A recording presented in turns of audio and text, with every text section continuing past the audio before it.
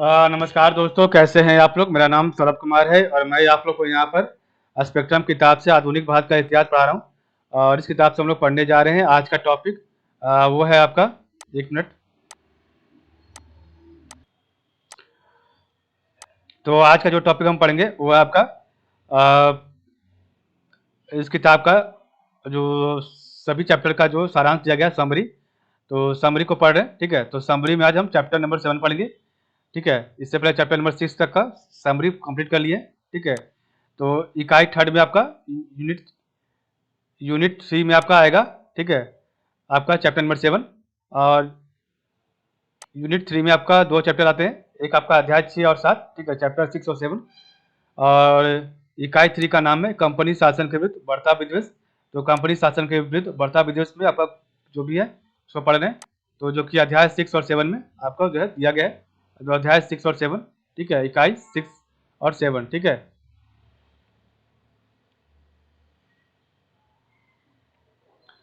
तो इसका चलिए सारांश को देखते हैं।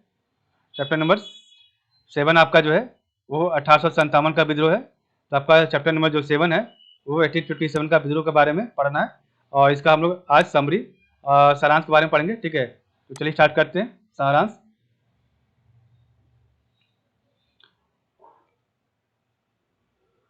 तो देखिए आपके सामने सारांश आ गया, ठीक है। तो हम यहाँ से इसको पढ़ेंगे सारांश से।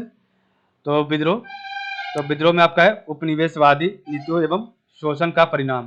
तो उपनिवेशवादी नीतियों एवं शोषण का परिणाम क्या था, उसके बारे में पढ़ते हैं। तो सबसे पहला था आर्थिक कारण, ठीक है। तो नई राजस्व व्यवस्था के तहत भारी करारोपण, बेदखली, भारतीय उत्पादों के विरुद्ध भेदभावपूर्ण प्रशुल्क नीति, परंपरागत हस्तशिल्प उद्योग का विनाश, आधुनिक औद्योगिक व्यवस्था को प्रोत्साहन न देना, और जिसने कृषक, जमींदार एवं शिल्पकारों को दरिद्र बना दिया था। तो ये आपका आर्थिक कारण था। तो नई राजस्व व्यवस्था के तहत भारी करारोपण, बेदखली, भारतीय उत्पादों के विरुद्ध भेदभावपूर्ण प्रशुल्क नीति, परंपरागत हस्तशिल्प उद्योग का विनाश, आधुनिक औद्योगिक व्यवस्था को प्रोत्साहन न देना, जिसने कृषक, जमींदारों एवं शिल्पकारों को दरिद्र बना दिया था। तो ये आपका पहला आर्थिक कारण था। दूसरा आपका राजनीतिक कारण क्या था। तो लॉर्ड डलहौजी की साम्राज्यवादी नीतियाँ, ब्रिटिश शासन का विदेशीपन, ठीक है, और दोषपूर्ण न्याय व्यवस्था एवं प्रशासकीय भ्रष्टाचार, मुगल सम्राट से निंदनीय व्यवहार। तो ये आपका दूसरा राजनीतिक कारण था, जिसमें आपका लॉर्ड डलहौजी की साम्राज्यवादी नीतियाँ, ब्रिटिश शासन का विदेशीपन, दोषपूर्ण न्याय व्यवस्था एवं प्रशासकीय भ्रष्टाचार और मुगल सम्राट से निंदनीय व्यवहार। तीसरा आपका है प्रशासनिक कारण। तो आपका प्रशासनिक कारण क्या था। तो अंग्रेजों की शासन पद्धति से भारतीयों का असंतुष्ट होना, परंपरागत भारतीय शासन पद्धति की समाप्ति करना, और उच्च पदों पर केवल अंग्रेजों की नियुक्ति तथा अंग्रेजों की सरकारी भाषा बनाना, ठीक है, अंग्रेजी को सरकारी भाषा बनाना। तो तीसरा आपका था प्रशासनिक कारण। तो अंग्रेजों की शासन पद्धति से भारतीयों का असंतुष्ट होना, परंपरागत भारतीय शासन पद्धति की समाप्ति, उच्च पदों पर केवल अंग्रेजों की नियुक्ति एवं तथा अंग्रेजों की सरकारी भाषा बनाना। चौथा आपका है सामाजिक और धार्मिक कारण क्या था। तो अंग्रेजों में प्रजातीय भेदभाव तथा श्रेष्ठता की भावना, ईसाई मिशनरियों को प्रोत्साहन, विभिन्न सामाजिक सुधार कार्यक्रम तथा नए नियमों का निर्माण करना था। तो सामाजिक और धार्मिक कारण, अंग्रेजों में प्रजातीय भेदभाव तथा श्रेष्ठता की भावना, ईसाई मिशनरियों को प्रोत्साहन, विभिन्न सामाजिक सुधार कार्यक्रम तथा नए नियमों का निर्माण करना। ये आपका जो है सामाजिक और धार्मिक कारण था। पांचवा आपका था सैनिक कारण। तो सैनिकों के वेतन एवं भत्ते में आर्थिक असमानता एवं भेदभाव, उनका मनोवैज्ञानिक एवं धार्मिक उत्पीड़न। तो सैनिक कारण में क्या था। तो सैनिकों के वेतन एवं भत्ते में आर्थिक असमानता थी और भेदभाव किया जाता था, ठीक है। तो अंग्रेज सैनिकों को ज़्यादा पैसा दिया जाता था और उनका मनोवैज्ञानिक एवं धार्मिक उत्पीड़न भी किया जाता था। छठा आपका तत्कालीन कारण था, आपका जो तुरंत जो कारण बना था 1857 का, वो था चर्बयुक्त कारतूसों का प्रयोग। तो चर्बयुक्त कारतूसों का प्रयोग जो है वो आपका 1857 का जो है तत्कालीन कारण बना था, ठीक है। तो विद्रोह, उपनिवेशवादी नीतियों एवं शोषण का परिणाम। आर्थिक कारण, नई राजस्व व्यवस्था के तहत भारी करारोपण, बेदखली, भारतीय उत्पादों के विरुद्ध भेदभावपूर्ण प्रशुल्क नीति, परंपरागत हस्तशिल्प उद्योग का विनाश, आधुनिक औद्योगिक व्यवस्था को प्रोत्साहन न देना, जिसने कृषक, जमींदार एवं शिल्पकारों को दरिद्र बना दिया। राजनीतिक कारण लॉर्ड डलहौजी की साम्राज्यवादी नीतियां, ब्रिटिश शासन का विदेशीपन, दोषपूर्ण न्याय व्यवस्था एवं प्रशासकीय भ्रष्टाचार, मुगल सम्राट से निंदनीय व्यवहार। तीसरा आपका प्रशासनिक कारण अंग्रेजों की शासन पद्धति से भारतीयों का असंतुष्ट होना, परंपरागत भारतीय शासन पद्धति की समाप्ति, उच्च पदों पर केवल अंग्रेजों की नियुक्ति तथा अंग्रेजी को सरकारी भाषा बनाना। सामाजिक और धार्मिक कारण तो अंग्रेजों में प्रजातीय भेदभाव तथा श्रेष्ठता की भावना, ईसाई मिशनरियों को प्रोत्साहन, विभिन्न सामाजिक सुधार कार्यक्रम तथा नए नियमों का निर्माण। सैनिक कारण सैनिकों के वेतन एवं भत्ते में आर्थिक असमानता एवं भेदभाव, उनका मनोवैज्ञानिक एवं धार्मिक उत्पीड़न। तत्कालीन कारण तो चर्बी युक्त कारतूसों का प्रयोग। अब हम पढ़ेंगे विद्रोह के नेता एवं विद्रोह का केंद्र एवं नेता कौन कौन थे। 1857 में जो विद्रोह हुआ उसका केंद्र और उसमें के नेता वहाँ पर कौन थे। तो दिल्ली में आपके जनरल भक्त खान, तो दिल्ली में आपका जनरल भक्त खान।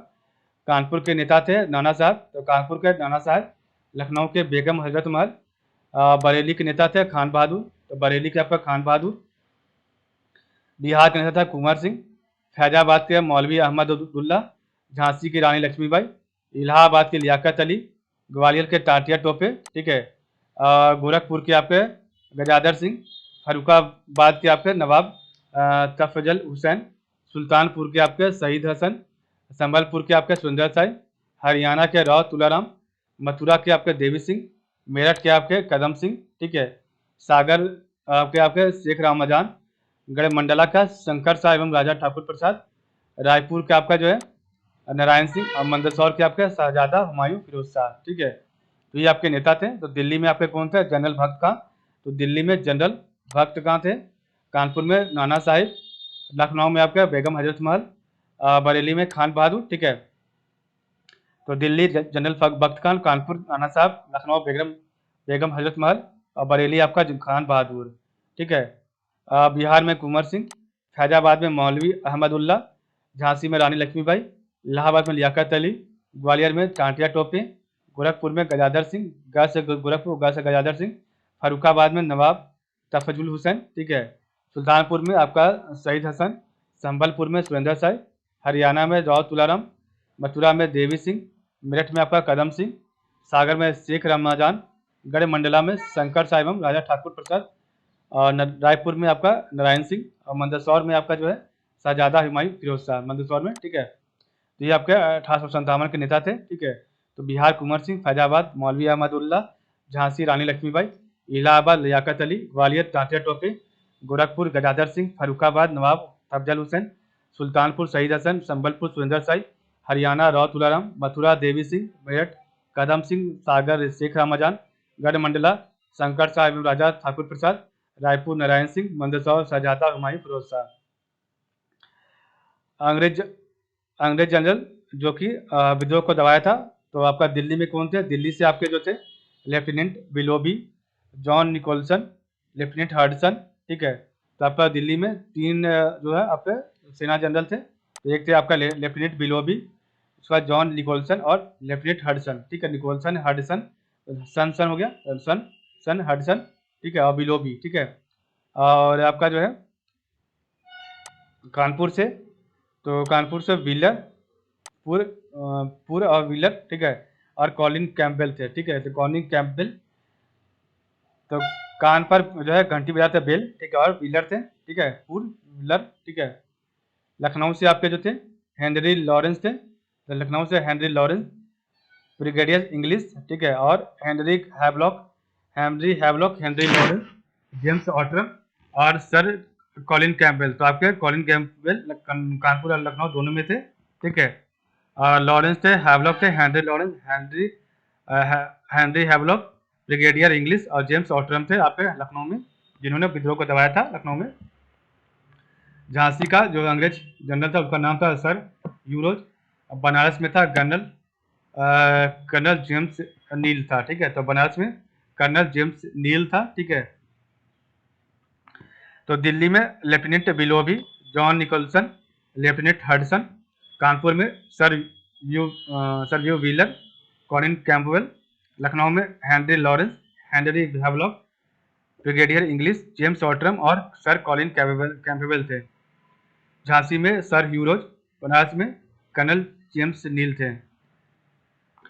आपका 1857 का असफलता का कारण क्या था? 1857 का विद्रोह असफल क्यों हो गया? तो आपका सीमित क्षेत्र एवं सीमित आधार था इसका, ठीक है। तो आपका 1857 का विद्रोह जो था आपका छोटे से क्षेत्र में फैला हुआ था, पूरे भारत में नहीं फैला हुआ था, और इसका जो पूरे लोगों ने इसका समर्थन नहीं किया था, सीमित जनाधार था ये, ठीक है। भारतीय राजवाड़े एवं कुछ अन्य वर्गों का अंग्रेजों को महत्वपूर्ण सहयोग और अंग्रेजों की तुलना में विद्रोहियों के अत्यल्प संसाधन थे। तो यहाँ पर संसाधन नहीं था, गोली बंदूक ज़्यादा नहीं था, ठीक है। तो भारतीय राजवाड़े एवं कुछ अन्य वर्गों का अंग्रेजों का महत्वपूर्ण सहयोग, अंग्रेजों की तुलना में विद्रोहियों के अत्यल्प संसाधन थे, योग्य नेतृत्व एवं सामंजस्य का अभाव था। तो योग्य नेतृत्व एवं सामंजस्य का अभाव था यहाँ पर, एकीकृत विचारधारा एवं राजनीतिक चेतना की कमी थी। तो एकीकृत विचारधारा एवं राजनीतिक चेतना की कमी थी, ठीक है। तो असफलता के कारण सीमित क्षेत्र एवं सीमित जनाधार, भारतीय राजवाड़े एवं कुछ अन्य वर्गों का अंग्रेजों को महत्वपूर्ण सहयोग, अंग्रेजों की तुलना में विद्रोहियों का अत्यल्प संसाधन, योग्य नेतृत्व एवं सामंजस्य का अभाव था, और एकीकृत विचारधारा एवं राजनीतिक चेतना की कमी थी, ठीक है। असफलता का यही था। प्रकृति कैसी थी? नेचर। तो 1857 का विप्लव यद्यपि सफल नहीं हो सका, किंतु उसने लोगों में राष्ट्रीयता की भावना के बीज बोए एवं इस क्रांति के दूरगामी परिणाम हुए। तो 1857 का विप्लव यद्यपि सफल नहीं हो सका, किंतु उसने लोगों में राष्ट्रीयता की भावना के बीज बोए एवं इस क्रांति के दूरगामी परिणाम हुए। प्रभाव क्या पड़ा? तो ताज के अधीन प्रशासन, कंपनी शासन का उन्मूलन। तो ताज के अधीन प्रशासन, ठीक है, और आपका कंपनी शासन का उन्मूलन कर दिया गया, और ब्रिटिश साम्राज्य की नई भारतीय नीति का गठन हुआ, और सेना का पुनर्गठन हुआ, और जातीय भेदभाव में वृद्धि की गई। तो ताज के अधीन प्रशासन हो गया आपका ब्रिटिश, ताज के अधीन कंपनी शासन का जो है खत्म हो गया, और ब्रिटिश साम्राज्य की नई भारतीय नीति बनाई गई, और सेना का पुनर्गठन किया गया, और जातीय भेदभाव में वृद्धि हो गई, ठीक है। तो इस प्रकार हमारा चैप्टर यहाँ पर समाप्त होता है। तो आज के लिए बस इतना ही। आप लोग का बहुत बहुत धन्यवाद।